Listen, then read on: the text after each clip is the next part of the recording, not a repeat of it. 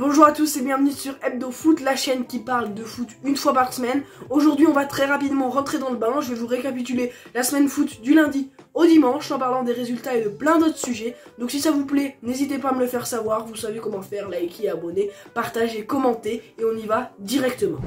La semaine a donc commencé lundi par la fin de la 20e journée de Première Ligue et 2 matchs étaient au programme pour la fin de ce Boxing Day. Le dernier match de ce Boxing Day, c'est Liverpool qui s'est imposé 4-2 face à Newcastle avec un dernier quart d'heure de folie. Et voici deux statistiques que j'ai trouvées intéressantes pour montrer la domination de Liverpool. Les Reds ont tiré 34 fois au but contre 5 pour Newcastle et plus de 200 passes ont été réalisées en plus pour les Reds comparé à Newcastle. Pour les buteurs, Salah ouvre le score à la 49e minute, Isaac égalise à la 54e, Liverpool reprend les devants grâce à Jones à la 74e, suivi de Gakpo 4 minutes plus tard, Botman réduit l'écart à la 81e minute et Salah marque sur penalty 5 minutes après pour clore cette rencontre. En même temps se jouait un deuxième match un peu moins palpitant entre West Ham et Brighton. Ce match est soldé sur un 0-0 mais le match était très largement dominé par l'équipe de De Zerbi avec 8 tirs cadrés contre 2, 865 passes contre 382 et 70% de possession. Et donc voici le classement à la fin de cette 20e journée.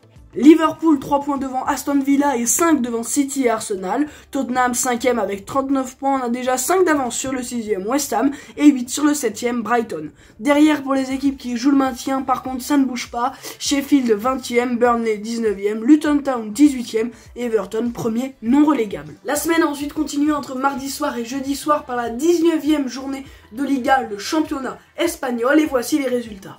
Pour les équipes de tête, victoire du Real contre Mallorca 1-0, du Barça contre Las Palmas 2-1, de l'Athletic Bilbao 2-0 contre Séville et match nul de la Real Sociedad. Vous excuserez bien sûr de ma part un petit oubli sur Girona, les deuxièmes, même les premiers à égalité avec le Real Madrid qui sont venus à bout de l'Atlético 4-3, l'Atlético Madrid elle reste 3e. Pour les équipes qui jouent le maintien, Almeria perd encore, Grenade 19e, Cadix premier non relégable donc 17e 2-0 mais reste encore 4 points derrière, et le Celta Vigo 18e au début de cette journée s'impose contre les 7e le Betis Séville 2-1, ce qui les fait donc passer premier non relégable et ce qui relègue Cadix à la 18e place à la fin de cette journée. On continue maintenant avec la 19e journée de Serie A qui elle s'est déroulée ce week-end.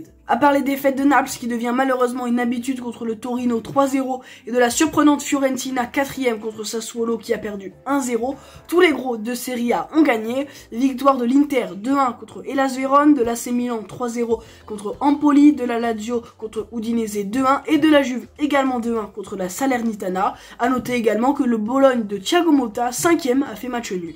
Pour les équipes qui jouent le maintien, Cagliari passe devant Hellas Vérone à la 7e place, Empoli reste 19e, tout comme la Salernitana dernière. On continue donc maintenant avec ce week-end de Coupe nationale, donc de la Coupe de France avait lieu les 32e de finale et voici les résultats.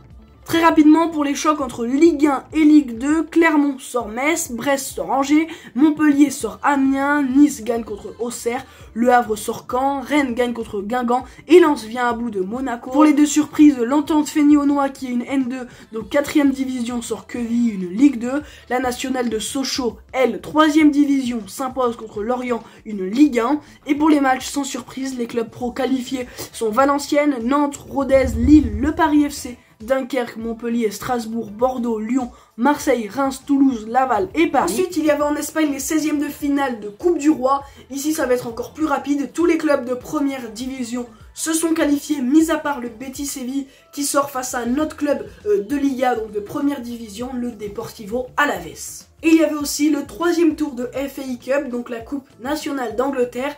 Avant de vous dire ce qui s'est passé, j'aimerais juste vous expliquer pour ceux qui ne savent pas.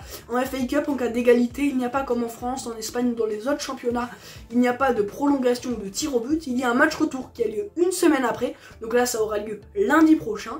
Donc ce qui fait qu'avec ce système, aucun club de première ligue, de première division anglaise, donc n'est sorti. Donc certains ont fait match nul entre eux, certains ont fait match nul contre des équipes plus basses. Et donc il y a un seul club qui est sorti, c'était face à une autre première ligue. Donc c'est Burnley qui sort face à Tottenham. Et aussi les amis, j'ai totalement oublié d'en parler alors que c'est même sur la miniature de la vidéo. Le deuxième club de première ligue qui s'est fait éliminer de cette compétition, c'est Arsenal qui s'est incliné 2-0 contre Liverpool. Donc Liverpool qui passe donc au 4e tour et Arsenal qui s'arrête là dans cette compétition. On passe maintenant au sujet de la semaine qui concerne donc le PSG et le Stade de France. Vous le savez, la volonté première des dirigeants parisiens serait de rester au Parc des Princes et de le rénover en augmentant sa capacité. Il se heurte pour le moment à la mairie de Paris qui ne veut pas vendre l'enceinte. Le PSG est juste locataire, comme l'a confié à plusieurs reprises Anne Hidalgo et récemment un adjoint à la mairie. Suite à ça, ils réfléchissent à d'autres possibilités, notamment celle de migrer vers le Stade de France. Pour autant, aucune offre de rachat n'a été formulée et le dernier délai était fixé à ce mercredi midi. Trop de contraintes auraient finalement convaincu Nasser Al-Khelaifi de ne pas aller plus loin dans les négociations. Le club de la capitale se concentre désormais sur deux solutions, rénover le Parc des Princes à ses frais pour la ville ou construire une nouvelle enceinte. Et avant de clôturer cette vidéo, le point transfert de la semaine où je vous récapitule les rumeurs et les officialisations de transfert de cette première semaine de mercato est disponible depuis mercredi sur ma chaîne. Et si vous attendez encore 2 jours, mercredi soir il y a celui de cette deuxième semaine de mercato. On peut directement passer à l'outro de cette vidéo. Donc voilà les amis, j'espère que cette vidéo vous a plu. Si c'est le cas, n'hésitez vraiment pas à me le faire savoir. Donc likez, commentez, partagez, mettez la cloche, faites tout ce que vous pouvez. Et donc nous, on se retrouve mercredi déjà pour le deuxième épisode de la rubrique Mercato de cet hiver. On va parler ensemble pendant 5 minutes, tout simplement. Vous saurez tout ce qu'il faut savoir de la semaine de Mercato. Donc à part ce mercredi, nous on va essayer de se retrouver dès la semaine prochaine pour un nouveau récap foot de la semaine. À la semaine prochaine.